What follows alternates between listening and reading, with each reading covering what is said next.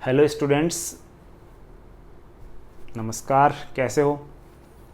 जो मैंने वीडियोस डाले हैं मैं ऐसा सोच रहा हूँ कि आप अच्छे से उनको पढ़ रहे होंगे, देख रहे होंगे। सेकंड चैप्टर शुरू कर दिया था, 2 वीडियोस मैंने डाल दिए इसके।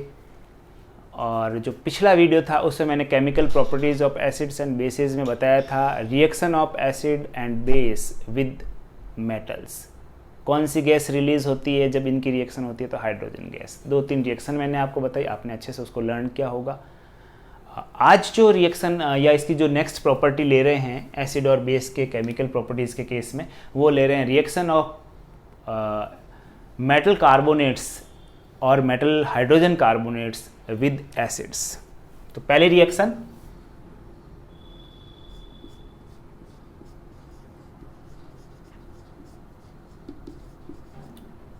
रिएक्शंस ऑफ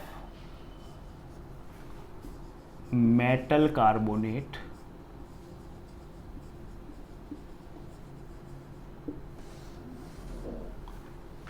पहले यही ले लेते हैं विद एसिड्स।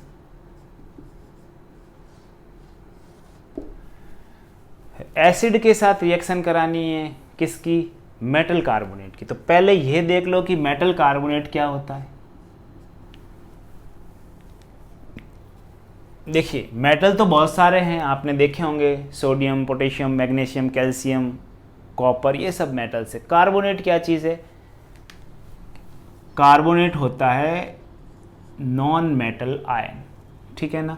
CO3-2, ये आपने देखा होगा 9th के अंदर, कार्बोनेट आयन का फॉर्मूला। ये आयन है एक, carbonate ion, hydrogen carbonate ion. इस तरह से आपने नॉन मेटल आयंस भी देखे होंगे जिन्हें अपन एनायंस बोलते हैं। तो कार्बोनेट होता है CO3-2-। देखिए, मेटल कार्बोनेट क्या होगा फिर? जब मेटल इसके साथ रिएक्ट करेगा, इसके साथ कंबाइन करेगा। तो मैं कुछ एग्जांपल्स आपको बता देता हूं मेटल कार्बोनेट के। देखिए,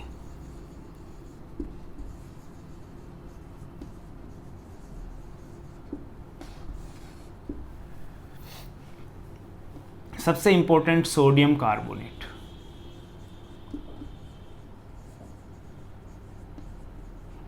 क्या फॉर्मूला बनेगा सोडियम कार्बोनेट का? अब देखो, मैं सिखा देता हूं आपको बनाना। सोडियम कार्बोनेट का फॉर्मूला बनाना है। This is metal, this is carbonate, metal carbonate. Sodium होता है Na+। सोडियम आयन क्या होता है? सोडियम आयन Na1+ होता है। और कार्बोनेट CO3-2-। ये आपको लर्न करना पड़ेगा। ये 2- आगे लगाओ, पीछे जनरली यूज़ करते हैं हम, अपन कैसे भी यूज़ कर सकते हैं, चलता, लेकिन आपको पता होना चाहिए क्या है एक्चुअल में। वैसे लिखते हैं 2, पीछे माइनस लगाते हैं। तो Na+ और CO3-2-, इससे फॉर्मूला बनाना है। बहुत सिंपल है, 9th क्लास में ये आपने पढ़ा होगा कि जब इनको कंबाइन करके एक फॉर्मूला बनाएंगे तो वो न्यूट्रल होगा इलेक्ट्रिकली। तो यहाँ पर +1 है और यहाँ -2 है, तो ये कितनी बार लेना पड़ेगा सोडियम? 2 बार। या तो ऐसे कर दो, या फिर आप, बहुत सिंपल है कि ये वाला जो यहाँ पावर दिख रही है, इसको आप इसके पीछे लगा लीजिए। और ये जो 1 यहाँ है, प्लस का मतलब कुछ नहीं का मतलब 1 है, इसको इसके पीछे लगा लीजिए। कैसे बनेगा? Na2 और CO3। अब आप कहोगे सर ये 1 है तो मैं यहाँ पे 1 लगा दूँ? नहीं, 31 नहीं करना है, 1 को लगाने की ज़रूरत नहीं होती है, उसको कुछ करने की ज़रूरत नहीं है। फॉर्मूला Na2CO3 बन जाएगा। अगर आप सोच रहे हो कि यहाँ पर सर 3 होता तो फिर क्या करते? तो इसको ब्रैकेट में लेते पूरे को, क्योंकि ये इस पूरे के लिए 3 लेना, इस पूरे को ब्रैकेट में लेके पीछे 3। मैं एग्जाम्पल बता दूंगा अभी आपको। तो दिस इज सोडियम कार्बोनेट। अब मैं एक एग्जाम्पल लेता हूँ, सपोज कैल्शियम कार्बोनेट। एक मेटल कार्बोनेट ले रहा हूँ, कैल्शियम कार्बोनेट। देखिए, कैल्शियम का क्या फॉर्मूला होगा? आयन का Ca2+। ये याद करने पड़ेंगे आपको खास। कार्बोनेट का CO3-2-। अब यहाँ पर तो दोनों ही इक्वल है। नेगेटिव जो कैटायन है उस पर भी +2 है और एनायन है उस पर भी +2 है, तो कुछ करने की ज़रूरत नहीं है। जब इक्वल चार्ज हो दोनों तरफ, ऑक्सीडेशन स्टेट इक्वल हो, ये ऑक्सीडेशन स्टेट भी कही जाती है, तो सिंपली इनको साथ साथ लिख दो, CaCO3। This is calcium carbonate. एक फॉर्मूला और ले लेते हैं, एल्यूमिनियम कार्बोनेट।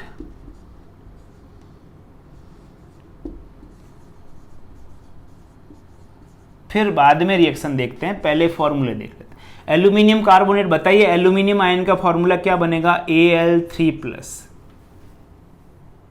ठीक है, पीरियोडिक टेबल में ये मैं आपको अच्छे से समझा दूंगा कि +3 किस पे आएगा, +2 किस पे आएगा, +1। और जनरली अपने पीरियोडिक टेबल देखी हो आपने, तो जो पहला ग्रुप है वो +1 वाले हैं, सोडियम पोटेशियम वाले, दूसरा ग्रुप है वो +2 वाले हैं, और एल्यूमिनियम वाला जो ग्रुप है वो +3, और यही आपके यूज़ होता ज़्यादातर है।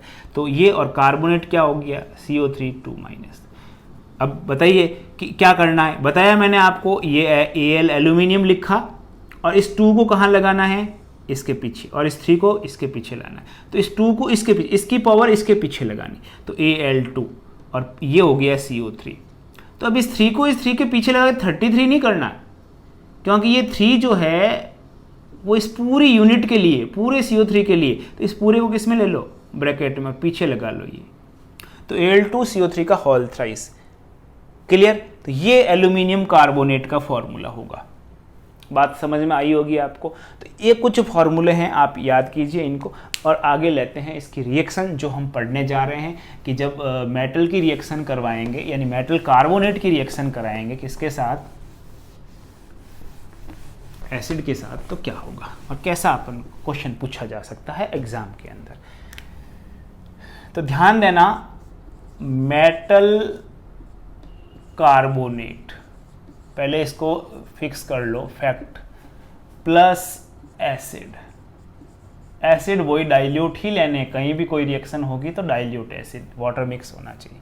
और नेक्स्ट जो टॉपिक है वो क्या है, metal hydrogen carbonate. Metal hydrogen carbonate plus acid, वही डाइल्यूट।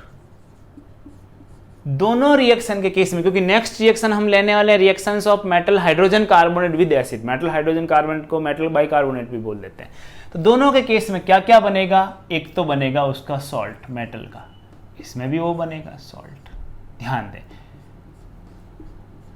देखो जब एसिड के साथ मेटल की रिएक्शन करवाई थी तो बना था सॉल्ट मेटल का, और प्लस में कौन सी गैस बनी थी, हाइड्रोजन। केवल 2 ही प्रोडक्ट बन रही थी, यहाँ 3 प्रोडक्ट बनेंगे। कितने प्रोडक्ट बनेंगे, एसिड की रिएक्शन अगर मेटल कार्बोनेट या मेटल हाइड्रोजन कार्बोनेट से कराओगे तो 3 प्रोडक्ट। जब पहले एसिड और मेटल था तो 2 रिएक्टेंट थे तो 2 ही प्रोडक्ट बने। इधर देखो एसिड के साथ साथ मेटल, और मेटल के साथ कौन लगा हुआ, कार्बोनेट, तो प्रोडक्ट कितने बनाने, 3। सॉल्ट साथ में बनेगा वाटर, इसमें भी वाटर, सेम प्रोडक्ट बनेंगे, कोई दिक्कत नहीं होगी। और सबसे इंपॉर्टेंट कौन सी गैस बनेगी, CO2। ये आपको अच्छे से लर्न करना है, फिर इसकी रिएक्शन देखते हैं कि ये एक्चुअल में कैसे रिएक्शंस करेगा। इसको बाद में लेंगे, वैसे भी देख लेते हैं। अब आप बताइए कौन सा मेटल कार्बोनेट लें और एसिड लें। तो चलो सबसे पहले सबसे कॉमन मेटल कार्बोनेट है Na2CO3, सोडियम कार्बोनेट। नाम मैं नहीं लिख रहा हूँ, आप लिखते जाइए सोडियम कार्बोनेट। कैसा लेना है आपको, एक्वस लेना है सोल्यूशन फॉर्म में। एसिड कौन सा लें, HCl लें या H2SO4 लें, फटाफट से बोलिए। HCl ले लेते हैं, चलो एक्वस, ये भी लगाइए एरो, बनाइए। कितने प्रोडक्ट बनाने हैं, याद क्या रखना है, 3 प्रोडक्ट बनाने हैं। जबकि केवल एसिड की रिएक्शन होती और केवल मेटल होता, ये कार्बोनेट नहीं होता, तो कितने प्रोडक्ट बनते, 2। कौन से बनते, सॉल्ट के साथ हाइड्रोजन गैस। लेकिन यहाँ पर 3 प्रोडक्ट बनेंगे और गैस भी अलग बनेगी। क्या गैस बनेगी अभी बताता हूँ। देखिए पहले सॉल्ट बना दो। सबसे पहले सॉल्ट कौन सा बनेगा इसके अंदर, बताओ। सॉल्ट हमेशा बनता है सोडियम मेटल का और इस वाले एनायन का। तो सोडियम और क्लोरीन का जो सॉल्ट बनेगा सबको पता होना चाहिए, सोडियम क्लोराइड। ये बन गया सॉल्ट एक्वस। साथ में कौन सी, अब तो आप सीधे सीधे लिख दीजिए H2O, कुछ भी सोचने की जरूरत नहीं। और कौन सी गैस, CO2। ये भी गैस और ये भी गैस, नहीं सॉरी, ये लिक्विड हो जाएगा। देखिए CO2 गैस क्यों रिलीज हुई, कि यहां पर देखिए कौन है कार्बोनेट में, ये कार्बोनेट आयन जो होता है वो CO2 गैस ही रिलीज करता है, इसलिए CO2 गैस, हाइड्रोजन गैस नहीं बनानी। बहुत ही इंपॉर्टेंट रिएक्शन है, प्रश्न आएगा एग्जाम में, 100% आएगा। देखिए बैलेंस कर दीजिए, अगर ये बैलेंस नहीं है तो रिएक्शन तो हो गई। Na2 है यहाँ पर, Na2 देखिए, पहले यहीं देख लीजिए, तो बहुत सिंपल सा है, इसमें कुछ ज़्यादा सोचने की ज़रूरत नहीं, यहाँ लगा दीजिए। अब 2 क्लोरीन हो गए, लेकिन यहाँ तो एक ही है, तो 2 यहाँ लगा लीजिए। तो हाइड्रोजन 2 हो गए, हाइड्रोजन वहाँ 2 है, CO2 1 है, यहाँ CO3 में से एक ऑक्सीजन किधर जाएगा, फिर एक वाटर के साथ आ जाएगा, तो बैलेंस है ये रिएक्शन। ठीक है, तो सॉल्ट बन गया, वाटर और CO2। अब यहाँ क्या इंपॉर्टेंट आपसे पूछा जा सकता है कि इसमें जो गैस रिलीज हो रही है, यानी कार्बन डाइऑक्साइड, इसकी पहचान कैसे करोगे, इसकी प्रॉपर्टी क्या। हाइड्रोजन के बारे में क्या बताया, colourless, odourless, but burn explosively with pop sound. तो इसमें कैसे पहचान करेंगे, तो देखिए ये भी कलरलेस गैस है और ऑर्डरलेस गैस है, ठीक है, लेकिन it is used as fire extinguisher. क्या करती है, आग को बुझा देती है। तो फायर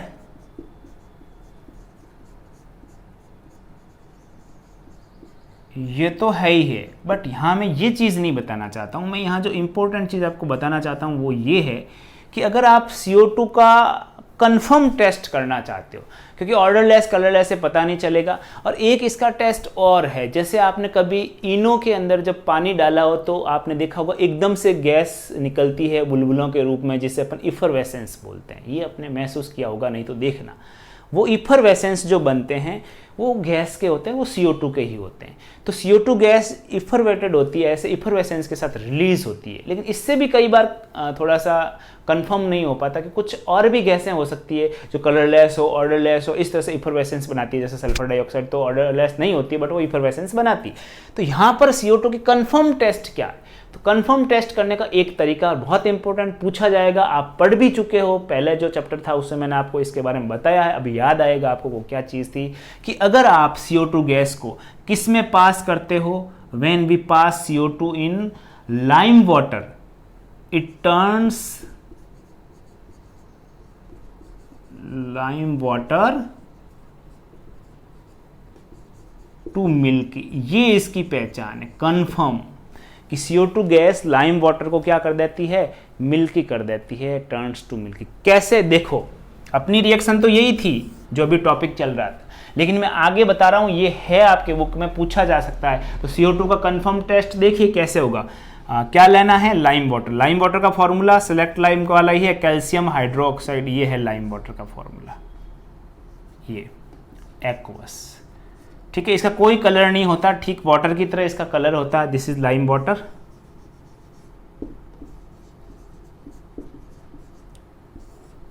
लेकिन अगर आप इस लाइम वाटर में अब कैसे उसमें गैस पास करनी, उसका एक अपना प्रैक्टिकल का सिस्टम होता है, लैब के अंदर सीखने का प्रयास करना आप, तो वो किया जाता है। आपकी एक्टिविटीज़ भी दे रखी होगी, पूरा डायग्रामेटिक पूरा समझाया हुआ है, तो समझने का आप कोशिश करना, आसानी से हो जाएगा, कोई दिक्कत नहीं है। आप एक टेस्ट ट्यूब के अंदर लाइम वाटर ले लीजिए और देखो CO2 तो अपन जब एक्सेल करते हैं, सांस छोड़ते हैं, तो उसमें भी होती है। तो अगर बहुत ज़्यादा अगर आप ट्राई करते हो और एक किसी पाइप के थ्रू आप उस टेस्ट ट्यूब में जिसमें लाइम वाटर है उसमें आप कंटिन्यू एयर प्रोवाइड करवाते रहते हो, सांस छोड़ते रहते हो, तो हो सकता है कि वो CO2 अगर थोड़ी कंसंट्रेशन में ज़्यादा हुई तो वहाँ पर भी जो लाइम वाटर है वो क्या हो जाएगा, मिल्की हो जाएगा। और नहीं तो आप CO2 गैस बना दीजिए और उसको किसी के थ्रू उसमें से पास कीजिए। तो जैसे ही लाइम वाटर आप लेंगे और उसमें CO2 गैस को पास करेंगे, ये रिएक्शन आई थी कहीं पर, आई थी जब मैंने आपको बताया था कि वाइट वॉश करने के लिए कौन सी रिएक्शन पढ़ रहे थे उस वक्त, एक्सोथर्मिक के साथ साथ एडिशन रिएक्शन पढ़ रहे थे, कॉम्बिनेशन रिएक्शन। तब ये आया था, कैल्शियम ऑक्साइड क्विक लाइम लिया था, वाटर में डिसॉल्व किया था और कैल्शियम हाइड्रोक्साइड सेलेक्ट लाइम बना था। और मैंने कहा था कि कैल्शियम हाइड्रोक्साइड सेलेक्ट लाइम को दीवारों पर वाइट वॉश के तौर पे यूज किया जाता है और 1 या 2 दिन बाद वहाँ शाइनिंग देखने को मिलती है। क्यों 1-2 दिन लग जाते हैं? क्योंकि वो कार्बन डाइऑक्साइड के साथ उसकी मैंने रिएक्शन बताई थी, यही रिएक्शन लिखी थी और मैंने कहा था वहाँ मार्बल वाला जो फॉर्मूला है कैल्शियम कार्बोनेट, लाइम स्टोन का फॉर्मेशन हो जाता है जो कि एकदम शाइनिंग होता है और उसकी लेयर बनने से वो शाइनी लेयर आ जाती है। तो यही रिएक्शन वापस से, तो यहाँ CO2 इसमें अगर प्रोवाइड करवाओगे तो ये बनेगा कैल्शियम कार्बोनेट, जो कि क्या होगा S PPT, डिसॉल्व नहीं होगा, किस में नहीं होगा, वाटर में। ये चीज बनेगी कैल्शियम कार्बोनेट और वाटर में ये डिसॉल्व नहीं होगा। समझ में आ रही है आपको बात? ठीक है, ये PPT टाइप है वाइट कलर का। तो ये जो लाइम वाटर है, जैसे ये चीज बनेगी, अब इस पूरे का जो कलर होगा टेस्ट ट्यूब में वो कैसा होगा, white milky. Lime water turns to milky. यही CO2 की पहचान है कि वो लाइम वाटर को कैसा बना देती, मिल्की बना देती। लेकिन इसकी एक और कंफर्म टेस्ट आपको बताता हूं कि आप इसमें कंटिन्यूअस CO2 को पास कीजिए, एक्सेस में आप पास कीजिए, तो वो मिल्कीनेस अगेन डिसअपियर हो जाएगी, वापस गायब हो जाएगी। ये उसका और कंफर्म टेस्ट हो गया। ऐसा क्यों होता है? क्योंकि जो नया केमिकल फॉर्मेशन होता है वो कुछ अलग बनता है, वो वाटर में डिसॉल्व हो जाता है। तो यहाँ पूछा जाता है कि क्या ऐसी चीज़ बनी जिससे मिल्कीनेस आई, तो कैल्शियम कार्बोनेट आ चुका है। कैल्शियम कार्बोनेट जो कि वाटर में डिसॉल्व नहीं हो रहा है, एस लिखा मैंने सॉलिड, नहीं तो AQ लिखता है यहाँ पर, एक्वस, और ये H2O लिखने की जरूरत नहीं पड़ती, ठीक है ना। तो ये इसलिए मिल्कीनेस आई, और इसको आप कंटिन्यू इसको एक्सेस में ले लो। यहाँ अगर नीचे लिखा है एक्सेस तो ये चीज़ नहीं बनेगी फिर, और ये मिल्कीनेस भी डिसअपियर हो, थोड़ी पहले मिल्कीनेस आएगी फिर वो डिसअपियर हो जाएगी, क्योंकि नई चीज़ बन जाएगी, कैल्शियम हाइड्रोजन कार्बोनेट बन जाएगा उस वक्त। ठीक है, तो ये आपके सामने रिएक्शन थी। आगे वाली रिएक्शन समझ लो, क्योंकि ये आपके बुक में है कि क्या होगा इसका अगर एक्सेस में पास करते हो। अपनी रिएक्शन तो केवल ये थी आज के लिए, लेकिन इसको आगे पढ़ रहे हैं CO2 के बारे में। देखिए, अगर वही चीज़ है कैल्शियम हाइड्रोक्साइड, लाइम वाटर, ठीक है ना, कलरलेस, CO2 एक्सेस में, ऐसे भी लिखा जा सकता है, या फिर इसी को आगे बनाया जा सकता है, इसी को आगे बढ़ाया जा सकता है प्लस CO2, और इसी रिएक्शन को आगे बढ़ाया जा सकता है, नहीं तो ऐसे लिख दो। तो अब आपको सीधा इस केस में तो पहले ये स्टेप आया, फिर और CO2 डाल के नेक्स्ट स्टेप लिखोगे, जो मैं अब यहां लिखने वाला हूं सीधा। तो इसमें आपको सीधा लिखना, यहां क्या बनेगा, calcium hydrogen carbonate. This is hydrogen carbonate, जो अभी हम रिएक्शन लेने वाले हैं, बाइकार्बोनेट जिसे कहते हैं, ठीक है ना, ये बनेगा। और ये क्या होगा, एक्वस।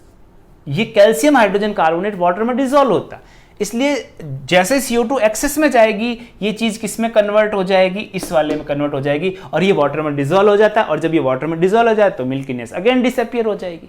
तो ये इसका आगे का टेस्ट है। तो this is your calcium hydrogen carbonate, जिसे अपन कहते हैं कैल्शियम बाइकार्बोनेट।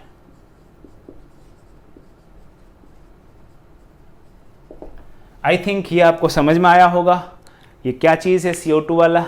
पूरी दोनों रिएक्शन अच्छे से लर्न करना, नहीं आए तो वापस से कमेंट करना, मैं कोशिश करूंगा फिर से समझाने की, लेकिन इसकी ज़रूरत नहीं पड़नी चाहिए।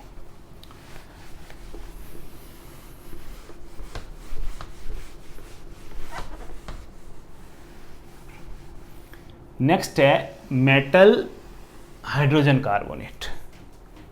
लेते हैं नेक्स्ट रिएक्शन। अब मेटल कार्बोनेट नहीं ले रहे हैं, मेटल हाइड्रोजन कार्बोनेट ले रहे हैं।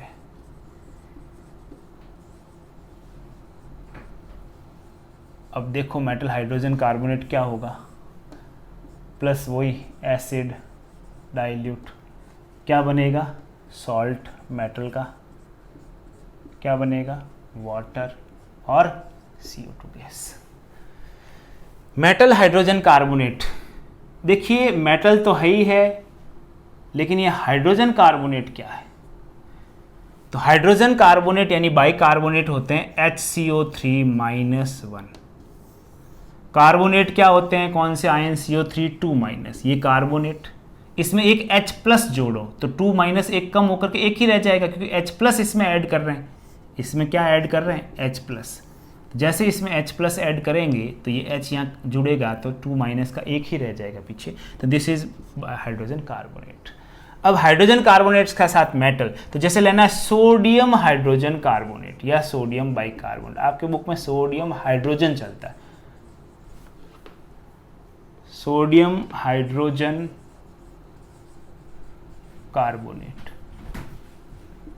देखिए तो ये सोडियम +1, हाइड्रोजन कार्बोनेट HCO3 -1, हटा लो इनको, सीधा सीधा फॉर्मूला बनेगा, यही फॉर्मूला बनेगा इनका। कैसा लेना है? एक्वस। किसके साथ रिएक्शन करानी है? एसिड के साथ HCl। कैसा? ये भी एक्वस। आप बार बार बदल सकते हो, HCl की जगह H2SO4 लेके करवा सकते हो, ठीक है ना।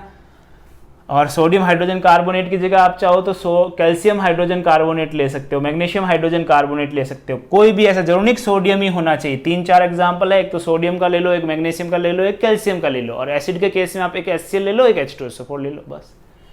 ऐसी 5-6 प्रैक्टिस कर लो।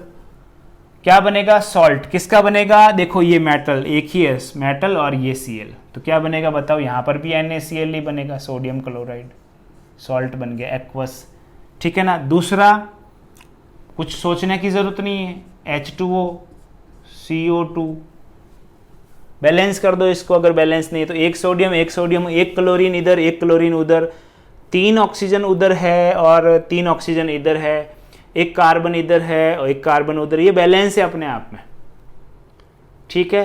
तो ये आपके इस तरह से रिएक्शन हो गई। और भी आप ले लो, इस बार चलो चेंज कर देता हूँ मैं, सोडियम हाइड्रोजन कार्बोनेट ले लेता हूँ, साथ में मैं ले लेता हूँ सोडियम H2SO4। चलो इस बार मैं सल्फ्यूरिक एसिड ले लेता हूँ, एक्वस। बनाइए, सॉल्ट बनाइए। किसका बनाना है? सोडियम का सल्फेट के साथ, तो सोडियम सल्फेट बनेगा। सोडियम के ऊपर क्या होता है? एक